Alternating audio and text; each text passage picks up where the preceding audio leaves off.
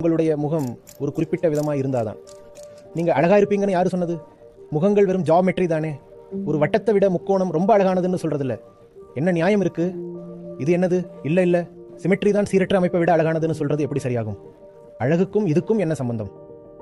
உடம்புல இதயம் ஏசிமெட்ரிக்கலாக தான் இருக்கு, ஆனால் கண்கள் சீராக இருக்கு.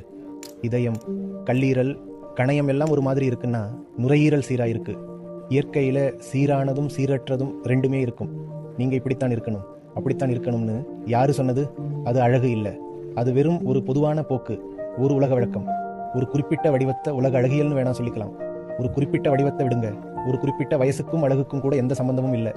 உங்களோட உடம்பு ரொம்ப பலவீனமாகி நீங்கள் ரொம்ப வயதானவராக இருந்தாலும் கூட உங்ககிட்ட அகந்தை இல்லைன்னா நீங்கள் ரொம்ப அழகாக இருக்கலாம்.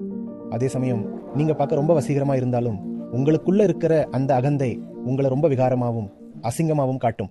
உங்களுக்குள்ள இருக்கிற அந்த புழுதான் உங்களை அசிங்கமாக்குது. மற்றபடி எல்லாமே அழகுதான்.